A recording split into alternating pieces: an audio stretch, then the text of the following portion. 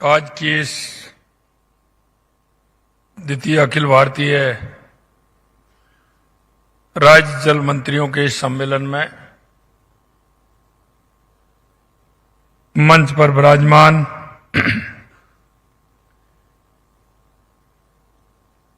जिनका कि अभी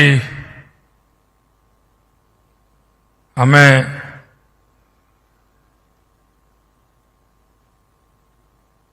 उद्बोधन सुनने के लिए मिला है और उन्होंने अपनी बात रखी है। ऐसे हमारे केंद्रीय जल शक्ति मंत्री सम्माननीय सी.आर. पाटिल जी, माननीय मुख्यमंत्री उड़ीसा मोहन चरण मांझी जी, माननीय मुख्यमंत्री त्रिपुरा माणिक साह जी, माननीय केंद्रीय राज्य मंत्री जल शक्ति मंत्रालय राजभूषण चौधरी जी, माननीय उप मुख्यमंत्री छत्तीसगढ़ अरुण साव जी, माननीय उप मुख्यमंत्री हिमाचल प्रदेश मुकेश अग्निहोत्री जी, माननीय उप मुख्यमंत्री कर्नाटक डी.के. शिव कुमार जी, सचिव जल शक्ति मंत्रालय सुश्री देवाश्री मुखर्जी जी, सचिव पेयजल भारत सरकार अशोक कुमार मीणा जी, भारत के विभिन्न राज्यों से पधारे माननीय मंत्रीगण, सभागार में उपस्थित सभी अधिकारीगण, सभी प्रतिभागी, मीडिया के मेरे साथी बंधु, सबसे पहले तो मैं, क्योंकि ये द्वितीय अखिल भारतीय जल मंत्री सम्मेलन राजस्थान में है, मैं इस राजस्थान की शक्ति की और भक्ति की इस भूमि पर आप सभी का हार्दिक स्वागत करता हूं, हार्दिक अभिनंदन करता हूं। और ये राजस्थान का ऐसा नगर है, इसको झीलों की नगरी कहा जाता है। आप इस झीलों की नगरी में पधारे हैं, निश्चित रूप से हम सभी बहुत ही सौभाग्यशाली हैं। मैं धन्यवाद देना चाहता हूं सी.आर. पाटिल जी को कि उन्होंने यह कार्यक्रम यहां रखा है। आज के इस महत्वपूर्ण अवसर पर मैं आप सभी का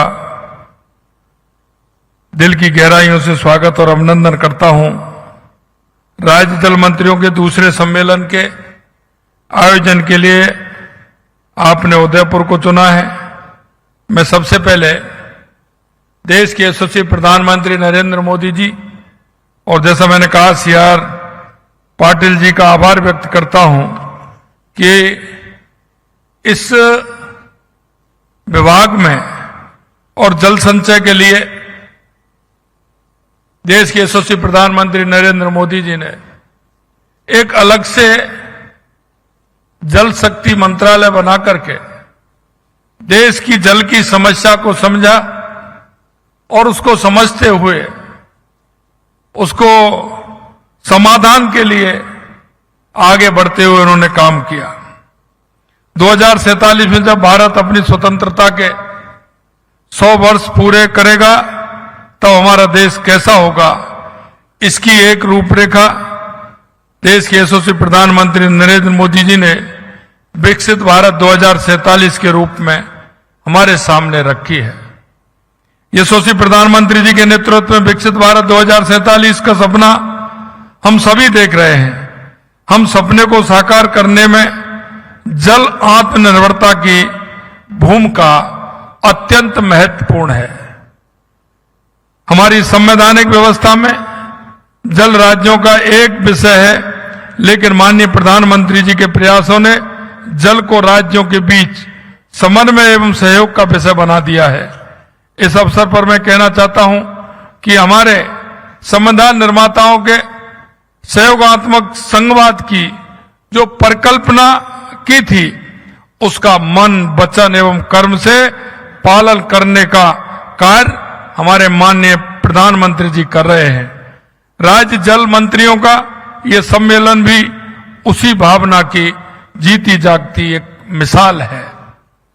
प्रधानमंत्री जी की दूरदर्शी सोच ने हमें जल जीवन मिशन और नदियों को जोड़ने की परियोजनाएं जैसी योजना दी, जो आने वाली पीढ़ियों के लिए जल संकट को समाप्त करने का मार्ग प्रशस्त करेगी। श्री माननीय नरेंद्र मोदी जी को धन्यवाद ज्ञापित करता हूं कि उन्होंने जल संरक्षण को देश के विकास के एजेंडे में सर्वोच्च प्राथमिकता दी है। और सर्वोच्च प्राथमिकता क्योंकि उन्होंने एक मंत्रालय इसके लिए अलग से बनाया और उसकी योजनाओं को प्रभावी रूप से क्रियान्वित के लेकर काम कर रहे हैं। इन योजनाओं के दूरगामी प्रभाव ने केवल गांव-गांव में शुद्ध जल उपलब्ध कराएंगे, बल्कि कृषि, उद्योग और पर्यावरण संरक्षण को भी बढ़ावा देंगे। मैं कहना चाहता हूं कि जिस तरह से आपने देखा होगा, घटते हुए जंगल, वन, सिकुड़ती हुई नदियां, कम होते हुए हमारे पहाड़, ये हमारे पर्यावरण के लिए घातक हैं।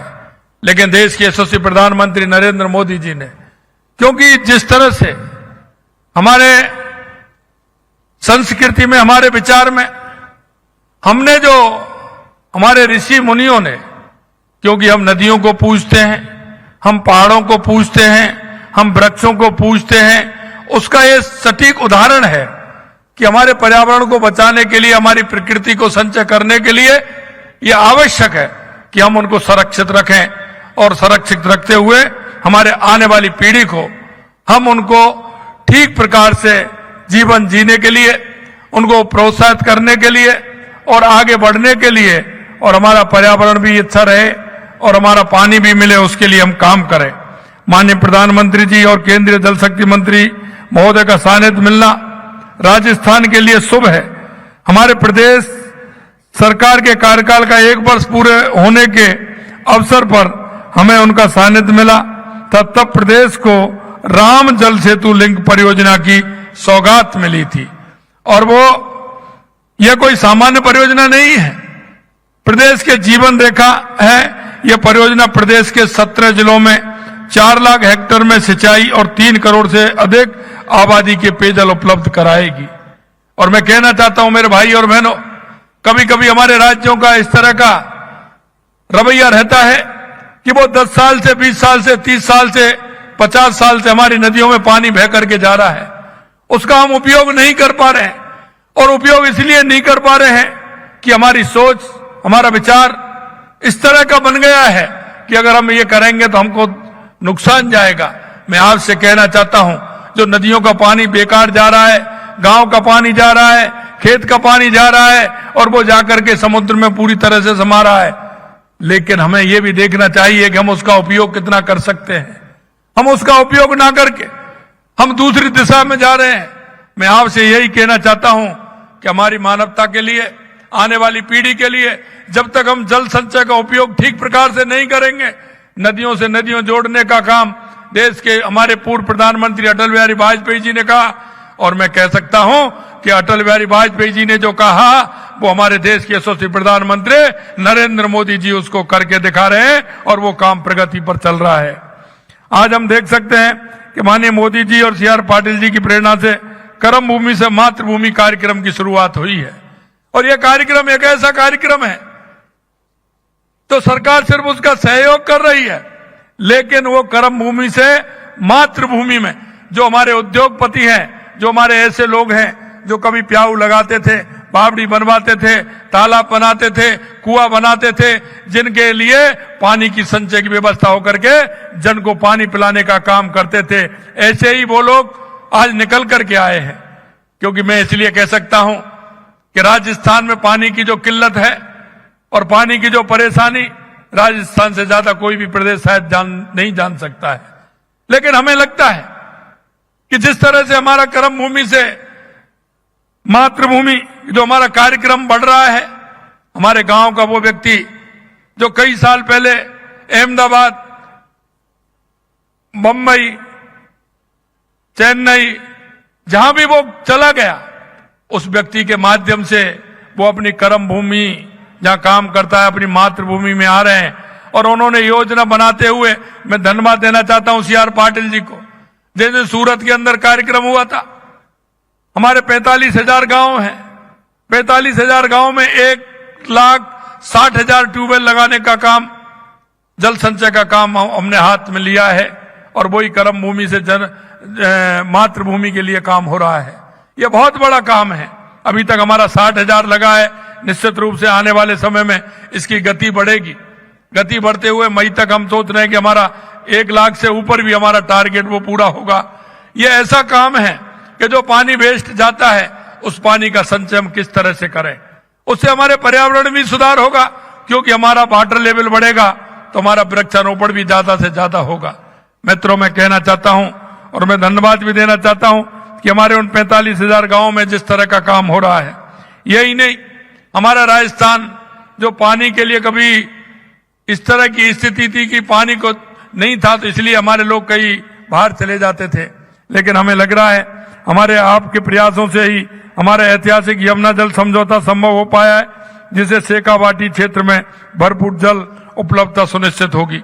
माननीय प्रधानमंत्री जी ने देश के हर घर तक नल से जल पहुंचाने के लिए जल जीवन मिशन के रूप में एक भागीरथी प्रयास किया है। इसका लाभ आज राजस्थान के भी करोड़ों लोगों को मिल रहा है। हमारी सरकार शेष परिवारों को नल कनेक्शन देने के लिए भी तेजी से कार्य कर रही है। इस मिशन के लिए राजस्थान को केंद्र सरकार का जो भरपूर सहयोग मिल रहा है, उसके लिए मैं माननीय प्रधानमंत्री जी और जल शक्ति मंत्री जी का धन्यवाद देता हूं। राजस्थान की 8 करोड़ देवतुल्य जनता की तरफ से आपका आभार व्यक्त करता हूं। जल आत्मनिर्भरता के इस प्रयास में राज्यों का आपसी सहयोग भी अत्यंत आवश्यक है, और जब तक एक दूसरे राज्य का सहयोग नहीं होगा हम उसको मूर्त रूप नहीं दे सकते। मैं विशेष रूप से पार्वती काली सिंध चंबल लिंक परियोजना में मध्य प्रदेश और यमुना जल समझौता में हरियाणा के सहयोग का उल्लेख करना चाहूंगा। यह केंद्र सरकार मध्य प्रदेश और हरियाणा के सहयोग का ही परिणाम है कि इन योजनाओं के माध्यम से जल संसाधनों के कुशल उपयोग का मार्ग प्रशस्त हो रहा है। इसके लिए मैं केंद्र सरकार सहित दोनों राज्यों की सरकारों को भी धन्यवाद ज्ञापित करना चाहता हूं। आज का ये आयोजन राजस्थान में वाटर विजन 2047 के अंतर्गत हो रहा है। मैं इसके लिए केंद्रीय मंत्री श्री सीआर पाटिल जी का हृदय से धन्यवाद देता हूं। राजस्थान जो पानी की एक एक बूंद को सहेजने की अपनी परंपरागत विधियों के लिए सदियों से जाना जाता है, इस आयोजन के लिए उपयुक्त स्थान है। जल बिन जीवन कष्ट भरा, जल ही जीवन सार, सहजो हर एक बूंद को यही जीवन का आधार। क्योंकि हम राजस्थान के जो लोग हैं उनसे ज्यादा जल के बारे में कोई नहीं जान सकता। आपने देखा होगा जितने भी हमारे बड़े शहर हैं उनकी जो प्रोग्रेस है वो नदी के किनारे के होने के कारण है। जो शहर नदियों के किनारे हैं उनकी उतनी ही प्रोग्रेस है। जहां पानी होगा वहां विकास भी होगा। ये हमारा जल विकास का आधार भी है, पर्यावरण का आधार भी है। इसलिए मैं कहना चाहता हूं जल का महत्व आज से नहीं बल्कि सृष्टि के सृजन से ही रहा है। हमारे वेदों में भी जल को माता के समान बताया गया है। यह जल प्राणियों का वैसे ही पालन पोषण करता है जैसे एक माता अपने बच्चों को दूध पिलाकर करती है। हमारे अभिलेखों में जल को ब्रह्मा की संज्ञा दी गई है और ये इसे चराचर जगत का बीज भी कहा गया है। राजस्थान में बावड़ी, जोहर, टांका जैसी परंपरा को संरक्षण विधियां सदियों से इस रेगिस्तान भूमि को जीवन प्रदान करती आई हैं। इन विधियों के माध्यम से कम पानी में अधिक फसलें उगाने की कला राजस्थान की धरोहर है। आज हम सब यहाँ राजस्थान की उस परंपरा को आधुनिकता के साथ जोड़कर भारत के जल भविष्य को लेकर एक महत्वपूर्ण चर्चा के लिए एकत्रित हुए हैं। जल आत्मनिर्भरता के लक्ष्य को प्राप्त करने के लिए हमें एक सुव्यवस्थित रोड मैप की आवश्यकता है, जिसमें कृषि जल प्रबंधन, शहरी जल प्रबंधन, तकनीकी नवाचार जैसे प्रमुख पहलुओं पर ध्यान केंद्रित करना होगा। और ये जब तक हम उस रोड मैप को तैयार नहीं करेंगे, हर राज्य का, हर जिले का एक रोड मैप होगा कि इसकी पानी की व्यवस्था किस तरह से होगी। हमें हमारे नदियों को जोड़ना भी है, उसमें एनीकट बनाते हुए मोड़ना भी है। हमें कहाँ आवश्यकता है इसकी संरचना भी करनी है। कई इस तरह के जिले होते हैं जहां पानी की ठीक प्रकार से व्यवस्था नहीं होती है, उन जिलों को हम किस तरह से जोड़ें, ये योजना देश के यशस्वी प्रधानमंत्री नरेंद्र मोदी जी के नेतृत्व में हमारा जल शक्ति मंत्रालय बना रहा है। लेकिन बिना राज्यों के ये संभव नहीं है। हमारे राज्यों की व्यवस्था इस तरह से हो कि हम 5 साल के लिए नहीं, क्योंकि अब तक जो हमारी योजना बनती आई है वो हम पूर्ति के लिए बनाते हैं, 4 साल 5 साल के लिए देखते हैं कि हमारी जल पूर्ति कैसे होगी। लेकिन देश के यशस्वी प्रधानमंत्री नरेंद्र मोदी जी का जो विजन है आगे के 2047 तक विकसित भारत का, और हमें जो योजना बनानी है वो 10 साल 20 साल 25 साल 30 साल के लिए हमारी योजना बने, जिस योजना से हमारा जनसंख्या का अनुपात बढ़ता है, हमारे पशुधन का अनुपात बढ़ता है, पर्यावरण की आवश्यकता होती है, उद्योग की आवश्यकता होती है। उन मापदंडों के आधार पर अगर हमारी योजना बनेगी, काम भले उसका चरणबद्ध तरीके से हो जाए, लेकिन योजना हमारी पहले उस आधार पर अगर बनेगी तो निश्चित रूप से हमारे सभी राज्यों का इस जो हमारी सेमिनार है इसका लाभ निश्चित रूप से मिलेगा। हमें इसको पूरी तरह से प्रमुख पहलुओं को ध्यान में रखते हुए, केंद्रित करते हुए हमें बनाना पड़ेगा। कृषि जल प्रबंधन की बात करें तो सूक्ष्म सिंचाई प्रणाली का अधिकतम उपयोग करके इस दिशा में बड़ा सुधार किया जा सकता है। राजस्थान जैसे शुष्क प्रदेश में जहां जल की उपलब्धता सीमित है, सूक्ष्म सिंचाई प्रणाली अत्यंत प्रभावी सिद्ध हो रही है। इन तकनीकी के उपयोग से 50% तक पानी की बचत संभव है, जिसमें फसलों की उत्पादकता में वृद्धि होती है। हमें जल को बचाना भी है, जल को ठीक प्रकार से उपयोग कैसे हो सकता है इस पर भी हमें संगोष्ठी करनी चाहिए। गांव-गांव में हमें इसके लिए एक अभियान भी चलाना चाहिए। जल संचय और जल की उपयोगिता को देखते हुए उस पर जल को बचाने का भी काम हमें करना चाहिए, जिससे फसलों की उत्पादकता भी बढ़ेगी। पानी की कम जरूरत वाली फसलों को बढ़ावा देकर भी पानी की कुशल उपयोग को बढ़ावा दिया जा सकता है। कम पानी में उगने वाली फसलों जैसे बाजरा, जौ और दालों की खेती को प्रोत्साहन करना चाहिए। इससे न केवल जल की बचत होगी बल्कि किसानों को की आय में वृद्धि होगी। आय में वृद्धि इसलिए होगी कि जो कम पानी की जो फसलें हैं वो आज कम दिखती हैं, लेकिन उसका हम अगर ठीक प्रकार से उन फसलों को हम बोएंगे तो किसान को भी उसका फायदा मिलेगा। हमारे प्रधानमंत्री जी ने श्री अन्न योजना शुरू की है। इसमें पौष्टिक आहार मिलने के साथ ही जल बचत में भी मदद मिलेगी। और आप देखते हैं जो जिस फसल को कम पानी चाहिए वो श्री अन्न में अधिक फसल है। आप किसी फसल को निकाल लीजिए। शहरी जल प्रबंधन एक दूसरा महत्वपूर्ण पहलू है, क्योंकि एक स्थान पर अधिक जनसंख्या की वजह से जल की मांग और आपूर्ति सदैव चुनौती रहती है। उस चुनौती को भी हम स्वीकार करें, क्योंकि हम देखते हैं कि हमारी एक कॉलोनी में कितने पाइप, कौन सा पाइप हमारा कितना पानी दे सकता है, तो हम उसी पे आधारित होते हुए डालते हैं। लेकिन जब हम देखते हैं कि आने वाले 1 साल में 1.5 साल में उस जनसंख्या का अनुपात उससे कई गुना हो गया, तो हमें सारी संरचना दोबारा करनी पड़ती है। इसलिए हमें उसको ध्यान में रखते हुए कि हमारी जनसंख्या का अनुपात अगले 5 साल में कितना होगा, अगले 10 साल में कितना होगा, अगर उस आधार पर हम काम करेंगे तो निश्चित रूप से हमारे अर्थ की भी बचत होगी और हमारी उस व्यवस्था को भी एक अच्छा मार्ग मिलेगा, जिससे हम उसको ठीक प्रकार से कर सकेंगे। इसके लिए शहरी क्षेत्रों में प्रत्येक घर और सार्वजनिक इमारत में वर्षा जल संचयन प्रणाली की स्थापना के लिए एक जन जागरूकता पैदा की जानी चाहिए, जिसमें भूजल स्तर में सुधार होगा और पानी की कमी की समस्या का समाधान संभव होगा। साथ ही सीवरेज के पानी को शुद्धिकरण का एवं पुनः उपयोग में के लिए आधुनिक तकनीक का उपयोग किया जाना चाहिए, जिससे शहरी क्षेत्रों में पानी की मांग को पूरा किया जा सकता है। हमारा वेस्टेज पानी कितना जाता है, हमारा वो पानी कितना नुकसान भी करता है, उस पानी को अगर हम ट्रीट नहीं करेंगे सीवरेज के द्वारा, उस सीवरेज के पानी को, तो उसका ठीक प्रकार से उपयोग नहीं हो पाएगा। इससे शहरी क्षेत्रों में पानी की मांग को पूरा किया जा सकता है।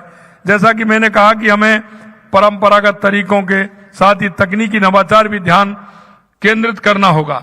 इसके लिए जल गुणवत्ता स्रोतों की निगरानी हेतु तकनीकी का उपयोग कर एक सिस्टम विकसित किया जा सकता है, जिससे जल प्रबंधन में पारदर्शिता और दक्षता बढ़ेगी। इन पहलों के माध्यम से हम संयुक्त राष्ट्र द्वारा परिभाषित सतत विकास लक्ष्यों में से एक सुरक्षित पेयजल की उपलब्धता को प्राप्त करने में सक्षम होंगे। राजस्थान सरकार भी मुख्यमंत्री जल स्वावलंबन अभियान 2.0 के तहत जल संरचनाओं का संरक्षण करते हुए वर्षा जल को सहेजने का महत्वपूर्ण कार्य कर रही है। इस अभियान के अंतर्गत पारंपरिक जल संरक्षण तकनीकी जैसे खडीन, टांका, नाड़ी पुनरुद्धार किया जा रहा है, जिससे राज्य में जल की उपलब्धता में सुधार हो रहा है। रईमन पानी राखिए, बिन पानी सब सून, पानी गए ना उबरे मोती मानस चून। अतः हमें जल संरक्षण के इन उपायों को अपनाकर जल आत्मनिर्भरता की दिशा में अग्रसर होना चाहिए, ताकि आने वाली पीढ़ियों को एक सुरक्षित और समृद्ध भविष्य प्रदान किया जा सके। वो हर दृष्टि से, चाहे वो जल की दृष्टि से हो, पर्यावरण की दृष्टि से हो, एक हमारा सुरक्षित प्रदेश रहे, सुरक्षित हमारा देश रहे। ये हमारा जो सम्मेलन है निश्चित रूप से इस ओर मील का पत्थर साबित होगा।